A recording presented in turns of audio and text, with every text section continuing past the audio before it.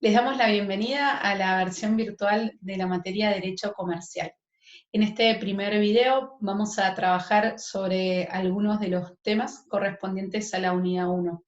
Y esa selección la hicimos en base a la guía de preguntas respondidas que recibimos de parte de ustedes y a aquellos puntos que generaron un poquito más de dudas, dificultades o errores. Hago esta aclaración porque cualquier otra dificultad, sugerencia e inconveniente que tengan relacionado con la primera unidad de la materia, nos lo hacen saber por correo electrónico y entonces se lo respondemos o por ese medio o por medio de un video. Entonces voy a compartirles del PowerPoint las diapositivas que más inconvenientes generaron. Derecho comercial, entonces, ¿qué es el derecho comercial? A grandes rasgos podemos decir que es el derecho de la empresa. Está comprendido por los sujetos mercantiles y sus estatutos, como vamos a ver en la unidad 3, las sociedades, es un sujeto mercantil, también cuando veamos en la unidad 4 a los auxiliares del comercio, como es el corredor, el agente de bolsa, el productor de seguros. También comprende a la empresa y las operaciones que la empresa celebra, es decir, los contratos que la empresa celebra, por ejemplo, para llevar a cabo su actividad. La insolvencia, es decir, concursos, quiebras, acuerdos preventivos extrajudiciales, cuando ya la empresa entra en un estado de cesación de pagos, no puede ser frente a sus deudas, entonces comienza ya la declaración de insolvencia. Y el mercado y todas las instituciones que se vinculan a su funcionamiento, que esto vamos a hablar un poquito cuando veamos sociedades que cotizan en bolsa, por ejemplo, también contratos bancarios, también defensa del consumidor como una figura importante en el mercado. Ahora, con relación a la autonomía, algunos tuvieron ciertas dificultades en cuanto a definir que el derecho comercial tiene autonomía legislativa, a pesar de que el Código Civil y Comercial de la Nación los regula de manera unificada, ¿no? El derecho privado. Entonces, en esto, según sus respuestas, para dejar ahí una idea clara de lo que fueron contestando, la autonomía legislativa se mantiene aun cuando el código sea uno solo, porque hay muchas normas dentro del código que son exclusivamente comerciales, exclusivamente mercantiles, como vamos a ver en la unidad 4, por ejemplo, cuando hablemos de contabilidad, en el artículo 320 del Código Civil y Comercial de la Nación habla expresamente de la empresa, de la actividad empresaria. También hay leyes que no fueron derogadas, que son netamente mercantiles en cuanto a lo que hace a la autonomía legislativa, como por ejemplo la ley de seguros, y otras que además fueron incorporadas al código, como es la Ley General de Sociedades. Y otro de los puntos más dificultosos fue el de jurisdicción. En cuanto a la jurisdicción, saber que jurisdicción aparece cuando, lamentablemente, cuando hay un conflicto y es la potestad que tienen los jueces, el Estado es el que absorbe esa función para decir el derecho y hacerlo cumplir en el caso en concreto.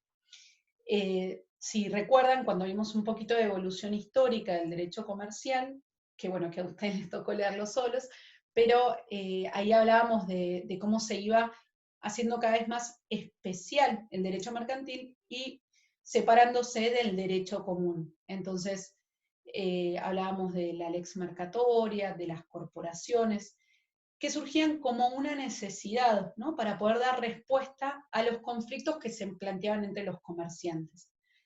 Bueno, ahora en materia de jurisdicción, o sea, la jurisdicción comercial es una organización en razón de la materia derecho comercial, no derecho mercantil.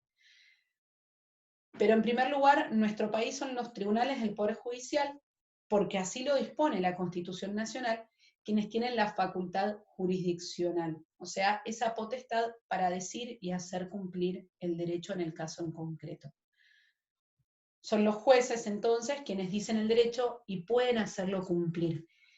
Y cada provincia es la que decide cómo organizar la justicia ordinaria y su división en fueros.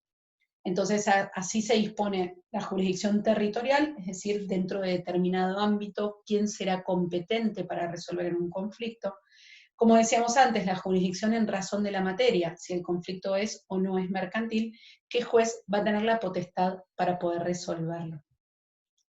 El sistema judicial argentino está entonces compuesto por el Poder Judicial de la Nación y el Poder Judicial de cada una de las provincias, por el Ministerio Público Fiscal y de la Defensa, y por el Consejo de la Magistratura, cuya función es la selección y remoción de magistrados y la administración del Poder Judicial. En José S. Paz, según la ley orgánica del Poder Judicial, el asiento de la ciudad, el departamento, depende del Departamento Judicial de San Martín, y está compuesto por una Cámara de Apelación en lo civil y comercial, es decir, va a entender en ambas materias, 12 juzgados de primera instancia en lo civil y comercial, y un registro público, todavía la ley dice de comercio, pero en realidad es un registro público, ¿no? Que ya vamos a ver en la unidad 4 cuáles son sus funciones. ¿Cuál es la competencia en lo civil y comercial? El artículo 50 dice que van a tener competencia en las causas en materia civil, comercial y rural, con excepción de las que tramitan en los juzgados de familia y de paz. En cada partido, dispone el artículo 58, va a funcionar un juzgado de paz. Y la competencia de los jueces de paz está en el artículo 61. El arbitraje es otro modo de resolver conflictos, ¿sí? A partir de la sanción del código se incluyó el contrato de arbitraje en los artículos 1649 y 1665.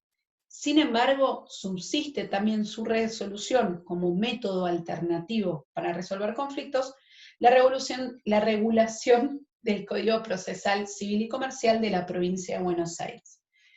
Entonces, el arbitraje es un método alternativo para la resolución de conflictos que tiene por finalidad, o sea, muchas veces nace de la propia convención de las partes, es decir, son las partes las que convienen, las que acuerdan, que en caso de existir un conflicto lo van a someter a juicio de árbitros. Esto en nuestra materia es muy importante para las empresas como una solución más ágil y más económica de sus conflictos. Y también, ¿por qué no?, en algunos casos más específica, ¿no?, en razón de la materia que tienen que resolver. Pensemos, por ejemplo, si hubiera un conflicto sobre alguna cuestión de tipo médico, de repente el tribunal arbitral puede estar integrado por médicos que conozcan sobre la materia específica sobre la que tienen que resolver, ¿no?, que tengan conocimientos técnicos sobre el tema. Y no solo, en ese caso, no van a resolver según el derecho, pero sí según esos conocimientos técnicos.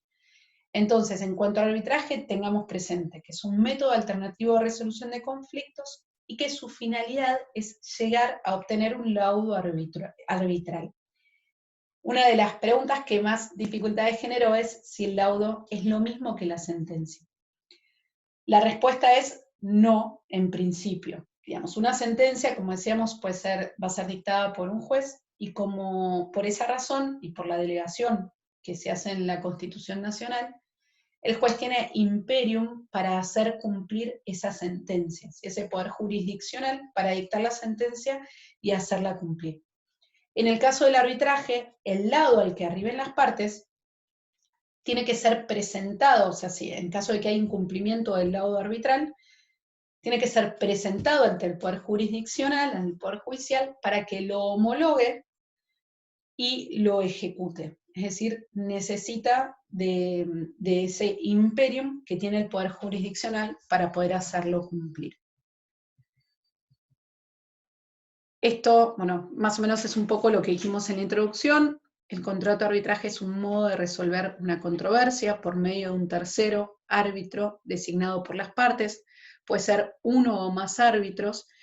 Nace, en el caso de que sea un contrato, de una opción consensual que surge de la voluntad de las propias partes, para que en caso de que haya algún conflicto, la controversia sea resuelta por medio del arbitraje.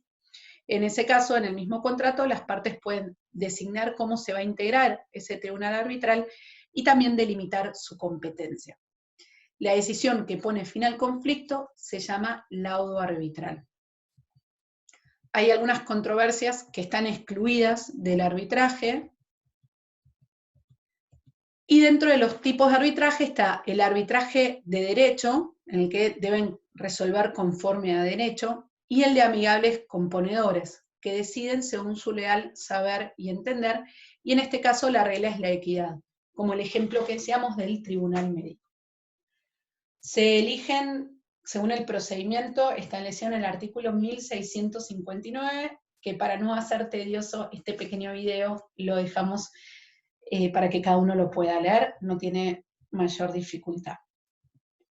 Fin de la presentación, esperamos que les haya servido este video, y también quedamos a su disposición para cualquier cosa que pudieran necesitar, y seguimos conectándonos por este medio. El lunes entonces nos vemos en Zoom, después les confirmamos en qué horario. Muchas gracias.